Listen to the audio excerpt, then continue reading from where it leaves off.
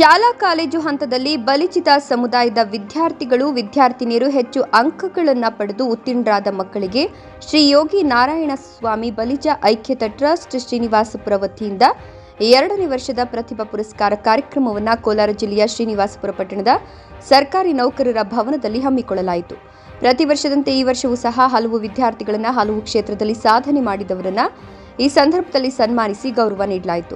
ಇಂತಹ ಕಾರ್ಯಕ್ರಮದಲ್ಲಿ ಸಮುದಾಯದ ಮಕ್ಕಳನ್ನು ಗುರುತಿಸಿ ಪುರಸ್ಕಾರ ಮಾಡಿ ಗೌರವಿಸಿರೋದ್ರಿಂದ ಇನ್ನಷ್ಟು ಸಾಧನೆ ಮಾಡಲಿ, ಇತರ ವಿದ್ಯಾರ್ಥಿಗಳಿಗೆ ಸ್ಪರ್ಧಾ ಮನೋಭಾವವನ್ನು ಉತ್ತೇಜಿಸುವ ಉದ್ದೇಶ. ಇಂತಹ ಕಾರ್ಯಕ್ರಮದಲ್ಲಿ ಸಮುದಾಯದ ಮಕ್ಕಳನ್ನು ಗುರುತಿಸಿ ಪುರಸ್ಕಾರ ಮಾಡಿ ಗೌರವಿಸೋದ್ರಿಂದ ಇನ್ನಷ್ಟು ಸಾಧನೆ ಮಾಡೋದ್ರ ಜೊತೆಗೆ ವಿದ್ಯಾರ್ಥಿಗಳಲ್ಲಿ ಸ್ಪರ್ಧಾ ಮನೋಭಾವವನ್ನು ಉತ್ತೇಜಿಸುವ ಉದ್ದೇಶ ಕಾರ್ಯಕ್ರಮದ ಆಯೋಜಕರದ್ದಾಗಿದೆ.